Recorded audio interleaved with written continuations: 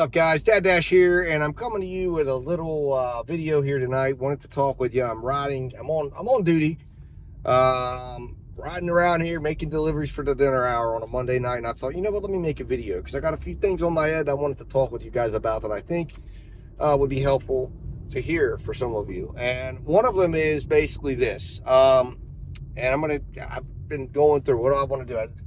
Do I want to do this all in one video, or do I just want to kind of break it up? I think I'm going to try to do a couple videos with a couple of these thoughts, just so that I'm not requiring someone to sit here and listen to me for 30 minutes, which never happens. I think my average view time normally runs about 7 to 9 minutes. So I'm going to try to keep it in that neighborhood. But I wanted to talk about, four things that you should be taking into account, 4 assets that should be in full consideration, and they are the 4 things that without each other, if you're not accounting for those, you will be making a mistake, and you will not be making money, and you will be putting yourself at risk of going out of business. So there are 4 things that you've got to take into account, that should be taken into account, that are the 4 assets of your business when you're a gig business operator. And that is your car, your gas, your phone, and yourself. And I want to talk to you about how these all tie in and should tie into your approach, and when you're taking orders and you're out here working and making sure these are the main factors. And the app is not one of them. And most of the time, those 4 are ignored, and the app is the number 1. And if you're a top dasher, leaving the app to manage those 4 things, and if you're doing that, you're going to be heading down a bad road, and you will more likely than not be heading out of business in the near future, because the app is not going to really care about any of those things. So let's talk about number 1, you. And that is meaning you've got to make sure that you are limiting yourself, limiting your time out, making sure that when you are taking orders, that you are taking the best orders, that you are taking orders that don't require you to be out here for hours and hours and hours at a time. You're making sure you're giving yourself adequate rest breaks. You're making sure that you're turning the apps on and then turning them off for a little while. And doing all of that requires you to take good valued orders, because if you're not taking good valued orders, it's going to require you to be out here longer and longer and longer and longer just to hit the financial goals that you want to hit. And being out here sitting in a parking lot and being out here driving into the elements, risking yourself for bodily injury 8 straight hours is totally different. So here's the deal. Here's what I would say to you. Let's say you're going to make $130 today, right? But you decide to go ahead and just accept every order and let the app manage that. And the app decides today you're going to have to take 27 orders to do that. And you're going to be taking $2.25, $5, $3, and you're just like, I'm going to take them all. I'm going to take them all. I'm just going to go out, boom, boom, boom, boom, boom. Or you decide today I'm going to maintain my normal order acceptance guidelines. And for me, that's $10 an order right now. That's what I'm trying to do, and train the algorithm for, and let them know that's what I'm going to do. Understanding that they will always need me to work at some point, and they're going to meet my guidelines. I'm not going to meet theirs. And this is an AI bot that's just telling me what I need and what I don't need. So I plug it in and I find out that, you know what, I sat 42% of the day, but I made $130. But I only worked 58% of the time. And I only risked my vehicle. Only risked my health, only risked my mental health, whatever you want to call it. All the risks to me personally only occurred 58% of the time. And I made $130. And today, that was just what the market provided me. That was just what the app provided me. That was just the opportunities that were provided to me at the amount I needed to work.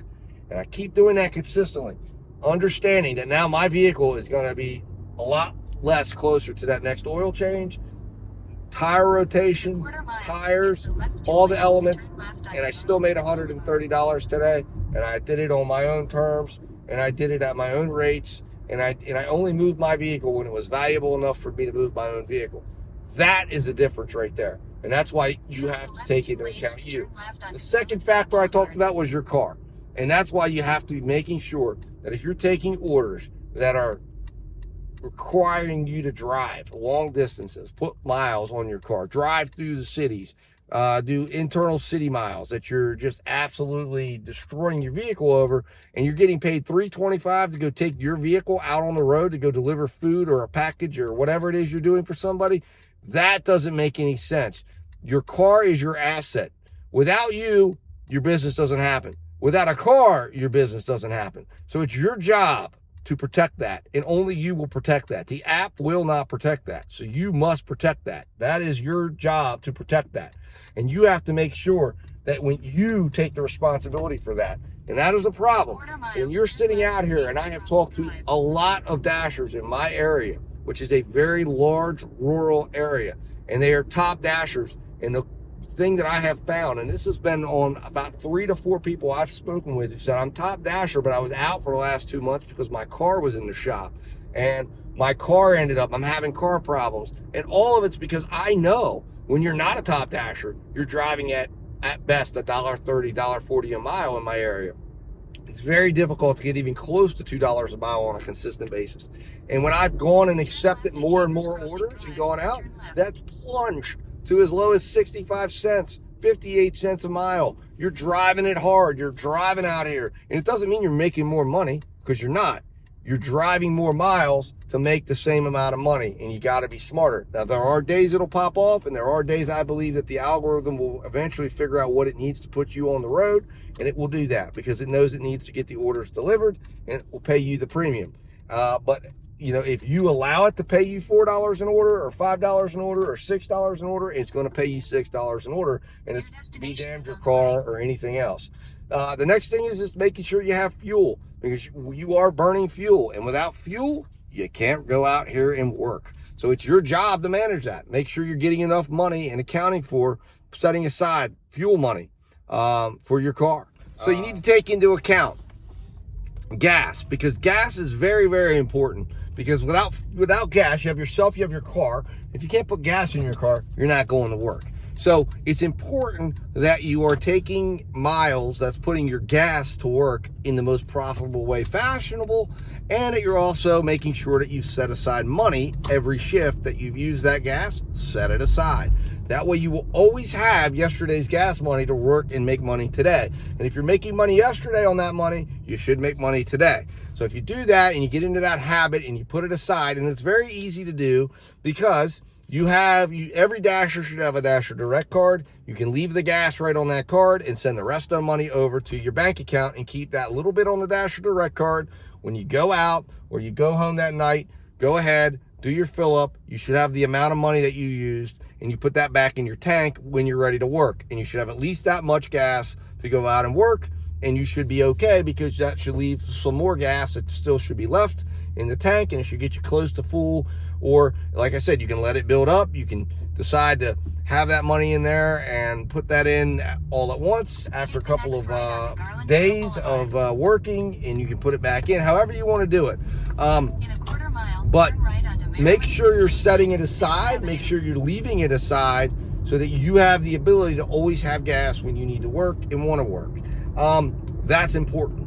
And it's also important that you manage your gas by making sure that you don't go on long journeys that aren't paying you, that's going to drive down your cost per mile or drive up your cost per mile, and that's not going to erode into your being able to cash flow to have the extra money you need at the end of the day to be able to put it towards the other things that you're trying to put money towards, whether that's food, bills, savings, whatever it is, whatever you're trying to do. You've got a cash flow at the end of the day. You've got to be able to set aside for the extra wear and tear on your car. You've got to be able to set aside for taxes, and you've got to be able to set aside for gas. And yes, you do get a deduction. That's great. But we need to talk about what do you look like? What is the real money you're setting aside? And then, that deduction gives you the ability to not have to pay as much taxes, but you should be setting aside, and every car is different. Some cars, the idea is get a car that's not going to require you to put forth the entire 65-cent tax deduction that you have right now towards the wear and tear and money that you're needing to set aside for your car, and that way you can have that money aside for yourself. On top of that, you also want to be making sure that you have obviously a phone. So you want to have good technology. And in my opinion, that's something that I think a lot of people do not take into account. And that is saying, how do you want to work? If you're going to work multiple apps, your phone is a tax write-off, okay? So the more technology you have, the better technology you have, the ability for you to have multiple screens if you can do it. And you should be able to do that over time. I've put out a lot of videos on this, and I would highly recommend you go through them. Look, I'm not a professional video editor, so it's raw, it's uncut, it's just a guy out here showing you his phones and trying to help out. And that's all I'm trying to do. I ain't trying to win Creator of the Year award, because that's never going to happen, because I don't have those skills. So I put forth something to show you, hey, this is a great phone for $199. This is a great Android phone. I recommend Android phones for gig work. I stand by that 100%. Yes, iPhones can offer you a very smooth in-app experience, smoother than Android, with a lot less glitches. However, it's the external things beyond the app that makes Android a powerful, powerful device, where you can use Maxymo to help you track every single order that comes in. You can help you for Grubhub, for UberEats, but you'll be able to actually be able to see what's your order amounts, how many orders are you getting in there. You'll be able to keep track and know what each app is providing you, what the average order size is, what your average offer size is, and it will all just be there just by simply running it through that particular device. Not to mention that if you're doing multiple stacks on multiple apps, and you try to do that, sometimes you need to with slower times, especially, or you get that opportunity to be able to have two going on. It will help you organize your workflow. It will help you make sure that you're on top of things, you don't get confused. Phone over here, and you'll be able to make the most profitable and efficient decisions that you can make. So phones are very important. The 4 assets that every driver needs to focus on and make all decisions based around, and make sure that you are investing in those 4 areas. Those are the 4 assets of a gig business, and there really isn't anything else. The apps are a means, and I'll get into that in a separate video. The apps are a means to revenue. They're a means of generating revenue. They are not an asset. We don't have any interest in them, but they are a means for your business and to be able to go out and generate revenue. That is it. That is all they are. And they are a service provider to you. They provide you with the infrastructure and the ability to run your business, and that's where they belong. The assets of your business, what you should be working towards and making decisions around, are those 4 things. Making sure that you have those 4 things in mind at all times, and be reinvesting back into those 4 things at all times, putting money back towards it, those areas, and making sure that everything you're doing is making sure that those are being protected and those are being kept in mind, because that is the entirety of your business when you're a gig worker. Anyways, guys, hopefully this makes sense. I hope you enjoyed the video today. Give me your thoughts on what I've shared here. As always, guys, stay safe, stay profitable, and DoorDASH will talk to you soon.